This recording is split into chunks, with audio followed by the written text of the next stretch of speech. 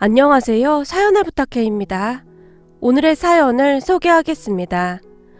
오랜만에 가족들이 다 모여서 식사를 하고 있었습니다. 참 사람 인생 모르는 일이라고 내가 일이 될지 어찌 알았겠니. 그때 우리가 결혼한다고 했을 때 참 말도 많았었는데 내가 사람 보는 눈이 있었던 거지. 우리 남편 같은 사람이 세상 천지에 어디 있겠어. 그러게 그때 형부 얼굴만 보고 무서워서 엄마 등 뒤에 숨기 바빴었는데 지금 생각해보면 내가 참 철이 없었어. 형부 아니었으면 지금쯤 우리가 어찌 되었을까 하는 생각까지 들어. 형부 항상 감사해요. 저희가 평생 은혜 갚으면서 살게요. 여동생의 눈시울이 붉어졌습니다. 처제 이제 그만해도 돼. 나도 우리 어머니랑 단둘이 살다가 이렇게 좋은 처제랑 처남이 생겨서 얼마나 좋았는데 그러니까 앞으로는 그런 말 하지마. 우리 지금처럼만 잘 지내자고. 매형이 가족들을 둘러보았어요. 식사를 하는 내내 가족들의 표정은 더할 나위 없이 행복해 보였습니다. 그런 모습을 보며 문득 우리 삼남매가 살아온 인생이 마치 어제 일처럼 머릿속을 스치고 지나갔습니다. 우리 누나는 버스 안내양이었습니다. 누나는 20살 무렵부터 버스 안내양을 시작했습니다. 어려운 집안 형편으로 인해 누나에게는 선택의 여지가 없었거든요. 여동생이 세상에 나온 지 얼마 되지 않아 아버지가 막노동을 하시다가 세상을 떠나셨으니까요. 결국 누나는 학교를 다니다 그만두고 공장에 취직을 해서 돈을 벌었었는데 얼마 뒤에는 식모사를 하겠다며 서울로 올라갔고 그곳에서 한동안 일을 했습니다. 그런데 식모살이 하던 곳 주인집 여자가 그렇게 악독했다고 합니다. 결국에는 참다 얼마 뒤 누나는 아는 사람의 소개로 20살이 되던 무렵부터 버스 안내양을 하게 되었습니다. 그때 당시 누나가 할 수 있는 일은 많지 않았으니까요. 이 누나가 돈 많이 벌어서 올 테니까 니들은 돈 걱정하지 말고 공부 열심히 해야 한다. 그래야 나중에 서름 안 받고 살 수 있어. 누나가 동생과 저를 지긋이 바라봤습니다. 그래봤자 누나와 제 나이가 3살 차이였는데 저는 그때 고등학생이었고 누나는 이제 막 20살이었습니다.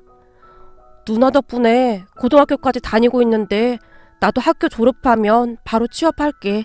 그때까지만 기다려. 제가 미안한 듯 누나를 바라봤어요. 쓸데없는 생각하지 말고 공부나 열심히 해. 그래야 누나가 고생하는 보람이 있지. 니들은 다른 생각하지 말고 공부나 열심히 해. 누나가 단호한 목소리로 말했어요. 그 뒤 누나는 서울로 올라가서 버스 안내양을 시작했습니다. 아마도 우리 나이대 분들이라면 버스 안내양이란 직업을 다들 아시리라 생각합니다. 그때 당시 버스에는 버스 안내양이 한 명씩 있었으니까요. 버스 안내양이었던 누나는 새벽 5시에 출근해서 밤 늦게까지 일을 해야만 했습니다. 이제 막 20살이 되었던 여리디 여린 누나는 늦은 밤까지 버스에서 일을 했습니다. 가끔 집에 내려온 누나의 말에 따르면 항상 잠이 부족했기에 아침밥을 제대로 먹고 다닌 적이 없었다고 할 정도였어요. 노는 날 집에 내려온 누나는 종일 잠만 자기 바빴는데 잠을 자다가 가끔은 잠꼬대를 하기도 했어요. 오라이! 라는 말을 중얼거리기도 했거든요. 누나의 잠꼬대에서 삶의 고단함이 그대로 느껴지곤 했습니다.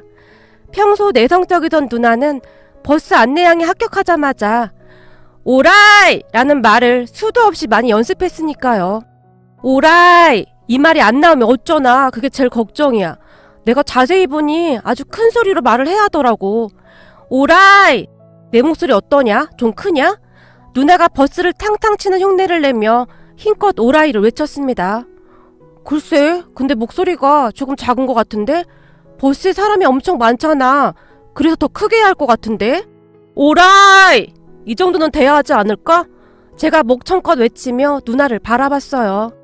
오라이! 이렇게 해야 하는 거 아냐? 우리 뒤에서 책을 읽고 있던 여동생이 우리를 보며 깔깔 웃어댔어요. 그렇게 우리 셋은 한동안 오라이를 연습하며 얼마나 웃었는지 모르겠습니다. 작은 방에 앉아서 셋이서 깔깔거리며 웃던 그때가 바로 엊그제 일 같은데 벌써 우리 삼남매가 이렇게 나이를 먹었네요. 우리 누나는 그렇게 버스에서 오라이를 몇 번이나 외쳐댔을까요? 버스를 탈 때마다 우리 누나가 생각나서 항상 마음 깊은 곳에서 뜨거운 무엇인가가 올라오곤 했습니다. 그리고 항상 불안하고 무섭기도 했어요. 일을 하다가 혹시나 누나가 다치지는 않을까 걱정이 되었으니까요. 누나는 그렇게 26살 때까지 버스 안내양을 했습니다. 원래는 20살 중반이 되기 전에 그만둔다고 하는데 우리 누나는 악착같이 조금 더 버텨냈습니다. 그러던 어느 날 갑자기 누나가 버스 안내양 일을 그만두겠다고 말을 했어요. 그래, 많이 힘들었지. 그 일이 어디 보통 일이겠어. 그동안 네가 돈 벌어서 뒷바라지 하느라 고생이 많았다. 이젠 좀 쉬어. 내가 항상 너한테 염치가 없다. 누나만 보면 미안해하시던 엄마가 누나의 손을 꼭 붙잡은 채 눈물을 훔치셨어요. 엄마가 잘못한 게 뭐가 있다고 그래. 엄마도 그동안 고생 많이 했잖아. 근데 나 힘들어서 그만두는 게 아니라 사실 결혼하고 싶은 사람이 생겼어. 그래서 그만둔다는 거야. 그리고 나이도 많아서 더 이상 하기도 어렵고. 너 사귀는 사람이 있었어? 그동안 아무 말도 안 했잖아. 엄마가 놀란 듯 누나를 빤히 바라봤어요. 결혼이 확실해지면 말하려고 했지. 근데 내가 한동안 지켜봤는데 사람이 아주 성실하고 착해. 뭐 하는 사람인데 일하다가 만난 거야? 그냥 농사를 꽤 크게 짓는다고 하는데 이것저것 안 하는 농작물이 없는 것 같아. 거기다 시어머님 되실 분도 좋은 분이시고. 누나가 활짝 웃고 있었지만 엄마의 표정은 심란해 보였어요. 농사 짓는 게 아주 고된 일인데 하필이면 농사꾼이랑 결혼을 하려고 해? 그럼 너도 평생을 농사일 해야 할 거 아니야. 지금까지 고생만 했는데 그냥 멀끔하게 차려입고 회사 다니는 사람 만나서 살림만 하면 좀 좋아? 엄마의 얼굴에는 근심이 가득해 보였습니다. 엄마, 나도 뭐 하나 잘난 것도 없잖아. 사실 그 사람 정도면 내 입장에서는 오히려 감사하다고 해야 할 정도지. 네가 내세울 게 없긴 왜 없어. 너 정도 인물이면 어디는 나도 빠지는 인물이 아닌데. 그렇잖아도 저 밑에 동네 방앗간집 아들이 너 마음에 들어 한다고 그 집 엄마가 나한테 네 안부를 계속 물어보고 있었어. 저번 명절에 길 가다가 너 보고는 아주 예쁘다고 소개시켜달라고 했단 말이야. 그 방앗간집 아들은 서울에서 꽤 괜찮은 회사를 다닌다고 하더만. 차라리 그런 집에 시집가면 좀 좋아? 가만 보니 얼굴도 멀끔하고 사람 참 괜찮아 보이던데. 농사 짓는 게 어때서 그래. 난 그렇게 멀끔하게 생긴 사람 별로더라고. 남자답게 생긴 사람이 좋아. 기생오라비처럼 생긴 사람 진짜 별로야. 누나는 이미 결정을 한 것인지 그 어느 때보다 단호했어요. 근데 어떻게 만난 거야? 옆에서 듣고만 있던 제가 누나를 바라봤어요. 사실 그 사람 어머님이 주선해서 만나게 됐어. 라는 말을 시작으로 누나가 이야기를 시작했습니다. 누나의 말을 대략 정리해보면 이랬습니다. 버스에서 하루 종일 오라이를 외치며 바쁘게 일을 하고 있던 어느 날 우리 엄마 연세쯤 되어 보이는 아주머니 한 분이 버스에 타셨다는데요. 그런데 그분은 평소에도 버스를 자주 타시던 분이셨답니다. 누나뿐만 아니라 버스 기사도 그 아주머니를 다 알 정도였다고 하고요. 그랬던 이유가 있었는데요. 그 아주머니의 체구가 굉장히 작았다는데 항상 짐을 바리바리 들고 타셨답니다. 아유, 오늘도 한 짐 가지고 타는구만. 저번에는 김치 냄새를 풍기더니 오늘은 또 뭔 짐이 이렇게 많아 그래? 버스기사 아저씨가 아주머니를 보며 투덜거리기 일쑤였답니다. 하지만 누나는 항상 그렇듯 방긋 웃으며 아주머니에게 인사를 했다고 하네요. 아주머니, 오늘도 가시는 거예요? 오늘도 짐이 많으시네요. 제가 좀 들어드릴게요. 여기 앉으세요. 고마워, 김양. 내가 김양만 보면 하루 종일 기분이 좋아. 정말요? 저도 아주머니만 보면 우리 엄마 생각이 나서 기분이 좋아요. 그리고 저번에 주신 멸치조림이랑 볶음김치는 정말 잘 먹었어요. 너무 맛있는 거 있죠? 우리 엄마도 볶음김치 잘 하시는데 엄마 생각이 났어요. 그 아주머니는 일주일에 몇 번씩 짐을 바리바리 싸서 친정 어머님을 뵈러 가시곤 했다는데요. 아주머니의 남동생 내외가 어머님을 모시고 계셨기에 미안한 마음에 늘 그렇듯 어머님께서 좋아하시는 반찬이나 먹을 것들을 가지고 자주 찾아뵙는다고 했어요. 그러다가 누나랑 가까워지게 되었는데 누나가 항상 상냥하게 인사해주고 짐도 들어드리고 해서 누나를 예쁘게 보셨다고 합니다. 그 뒤 누나에게 가끔 반찬도 싸다 주시고 과일도 주시고 그랬다고 하네요. 누나도 그런 아주머니가 싫지 않았기에 친하게 지냈고요. 그런데 그 아주머니에게는 다 계획이 있었던 것 같습니다. 아주머니에게는 농사를 짓는 아들이 한 명 있었다는데 그 아들과 우리 누나를 이어주기 위해 그렇게 애를 썼던 모양입니다. 그날도 여느 날과 마찬가지로 누나가 아주머니와 반갑게 인사를 나눴다는데요. 저기 김양, 혹시 사귀는 사람 있어? 저요? 아니요. 새벽 5시에 출근해서 밤늦게까지 일하는데 제가 누굴 사귀겠어요? 누나가 수줍게 웃었다고 하네요. 그래? 그럼 아주 잘 됐네. 저기 말이야, 왜 나한테 아들이 하나 있다고 했잖아. 네, 아드님 착하다고 입이 닳도록 말씀하셨잖아요. 그때까지 아주머니의 마음을 눈치채지 못한 듯 누나가 빙그레 웃었다는데요. 그래, 우리 아들이 엄청 착하고 그렇게 성실할 수가 없어. 그래서 말인데 김양 혹시 우리 아들 만나볼 생각 없어? 아주머니가 단숨에 누나에게 말을 했답니다. 네? 아주머니 아드님을요? 그래, 내가 그동안 김양을 꽤 오래 봤었잖아. 근데 보면 볼수록 사람이 너무 마음에 들어. 아무리 봐도 우리 아들하고 잘 어울릴 것 같아. 그러니까 우리 아들 한 번만 만나봐. 밥이나 한 번 먹는다고 생각하면 되잖아. 아주머니가 간절한 눈빛으로 누나를 바라봤습니다. 하지만 누나는 머릿속이 복잡할 수밖에 없었다는데요. 누나가 결혼을 하고 나면 우리 학비부터 이래저래 걸리는 게 한두 가지가 아니었기에 걱정이 되었답니다. 그랬던 누나가 처음에는 정중히 거절을 했지만 그 뒤에도 아주머니가 누나에게 지속적으로 부탁을 했답니다. 결국 누나는 그동안 아주머니와의 친분도 있고 하니 밥이나 먹고 오자 하는 마음으로 아주머니의 아들을 만났답니다. 그런데 생각보다 말도 잘 통하고 사람이 그렇게 진국일 수가 없더래요. 그렇게 만나다 보니 결혼까지 생각하게 되었고요.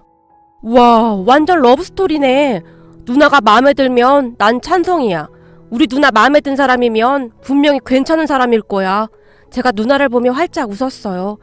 누나 말대로 매형은 참 좋은 사람이었어요. 인상이 조금 우락부락해 보이는 거 빼놓고는 말이죠. 여동생은 그런 매형이 무섭다며 한동안 눈도 못 마주칠 정도였으니까요. 특히나 이모들이 매형을 아주 대놓고 무시하기 바빴는데요. 너 정신 똑바로 차려. 생긴 게 무슨 산도정돈같이 생긴 게 어디 하나 볼 것도 없구만. 거기다 홀어머니에 농사 짓는 사람이 뭐가 좋다고 결혼을 한다는 거야? 네 팔자도 참 사납다. 가만히 보니 지 팔자 지가 꼰다고. 네 팔자는 평생 그러고 살 팔자인가 보다. 우리 딸 봐라. 회사 다니는 남자 만나서 살림만 하면서 잘 살잖니? 하긴 버스 안내양했던 네가 그런 남자를 어떻게 만나겠니? 농사꾼 정도면 아주 딱이긴 하네. 라는 막말도 했으니까요. 하지만 누나는 그저 웃어넘길 뿐 어떠한 말도 하지 않았어요. 그 뒤 누나는 매형과 결혼을 했습니다. 결혼 후 농사를 짓기 시작한 누나는 매번 농작물들을 보내왔어요. 거기다 매달 일정 금액의 돈도 같이 보내왔습니다. 누나와 매형은 그렇듯 우리가 학교를 졸업하고 취업을 할 때까지 묵묵히 뒷바라지를 했습니다. 그 은혜는 평생을 갚아도 갚을 수가 없을 정도입니다. 동생과 저는 그렇게 학교를 졸업한 뒤 동생은 회사원이 되었고 저는 은행에 취업을 했습니다.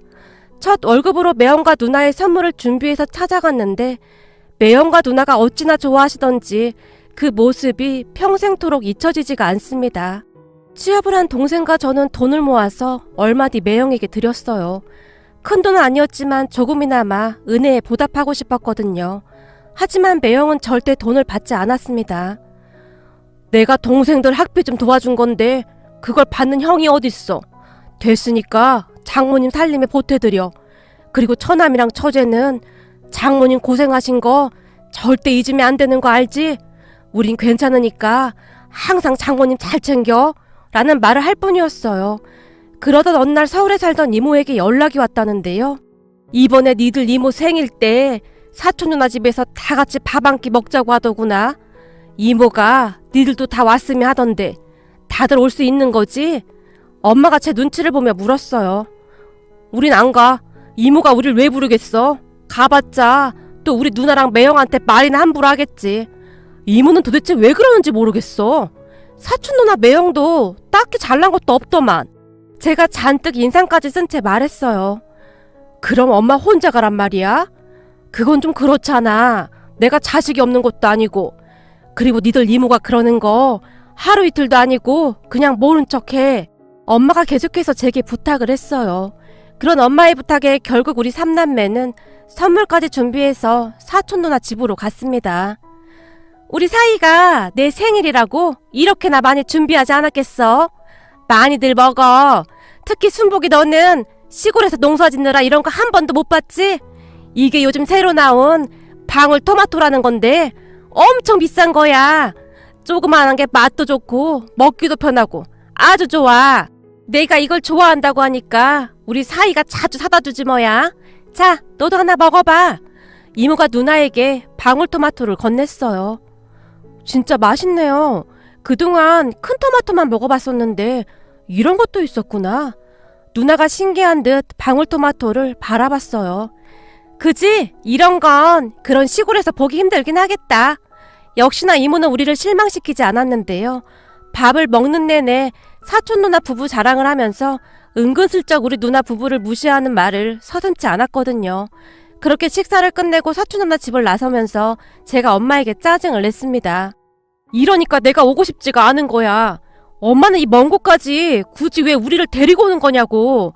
암튼 이모 진짜 마음에 안 들어. 미안하다. 그래도 가족이잖니. 이모가 말은 그렇게 해도 나쁜 사람은 아니니까 니들이 이해 좀 해. 엄마가 안절부절 못한 채 우리를 바라봤어요. 그런데 그날 이모의 생일잔치로 인해 엄청난 일이 일어났습니다. 참 사람 인생이라는 것이 어떻게 될지 아무도 모른다고 했던가요? 평소 많이 똑똑하고 눈썰미가 좋았던 누나는 그날 생일상 위에 올라왔던 방울토마토를 유심히 눈여겨보고 있었던 모양입니다. 그러니까 방울토마토가 누나의 머릿속을 번뜩하고 스쳐 지나갔던 것이죠. 그때 집으로 돌아간 누나는 매형을 붙들고 방울토마토 농사를 지어보자고 설득하기 시작했습니다. 처음에는 매형이 펄쩍펄쩍 뛰었지만 누나는 쉼없이 방울토마토에 대해 공부를 하기 시작했습니다. 그때쯤 제게도 수시로 전화를 해서는 지금 백화점에 방울토마토 가격이 얼마인지 확인 좀 해줘봐 부터 시작해서 이것저것 많이도 물어봤어요. 그렇게 방울토마토에 빠져 살던 누나는 매형을 꼬셔서 방울토마토 농사 짓는 곳을 직접 방문까지 할 정도로 열성적이었어요. 그러던 어느 날은 누나가 제게 연락을 했었는데요. 우리 당분간 그 방울토마토 짓는 곳에 가서 직접 배워볼까 해. 그 사장님이 그러는데 이거 잘만 하면 돈이 어마어마하게 된다고 하더라고. 여기서 농사 져봐야 항상 거기서 거기고 가서 배워보려고 이참에 방울토마토로 바꿔보려고. 누나는 그저 무덤덤이 말하는 듯 했지만 제 입장에서는 걱정이 될 수밖에 없었어요. 누나, 근데 잘 알아보고 하는 거 맞는 거지? 물론 누나가 잘 알아봤겠지만 내 입장에서는 걱정이 되는 건 사실이야. 제가 걱정스레 말을 꺼냈어요. 걱정 마. 우리가 그 사장님한테 가서 방울토마토 재배 방법 좀 알려달라고 얼마나 졸랐는지 몰라. 가서 일도 도와드리고 말도 마라. 그랬더니 사장님이 마음을 열더라고. 지금은 엄청 잘 도와주셔. 내가 인복은 있나 보다. 참 좋은 분이셔. 그 사장님 눈에 들기 위해 얼마나 많은 노력을 했을지 안 봐도 눈앞에 그 모습이 그려질 정도였습니다. 우리 누나라면 그러고도 남았을 테니까요. 그 뒤 누나와 매형은 그 방울토마토 재배 농장에 가서 일꾼으로 일하면서 재배 방법을 배워나갔습니다. 우리 누나가 얼마나 꼼꼼하냐면요. 그 줄쳐진 공책에 사장님이 말씀해주신 것들을 어찌나 꼼꼼히 메모를 해뒀던지 공책을 보던 제 눈시울이 붉어질 정도였습니다. 낮에는 종일 일을 하고 밤에는 잠도 설친 채 그렇게 정리를 했더라고요. 아버지가 일찍 돌아가시고 엄마와 함께 우리 가족을 책임져야 했던 누나는 항상 절박한 심정으로 세상과 맞서곤 했었으니까요. 그런 누나의 마음이 고스란히 느껴져서 저도 모르게 눈물이 멈추질 않았습니다. 그리고 그 뒤 누나와 매형은 방울토마토 농사를 시작했는데 첫 해에는 실패를 했습니다.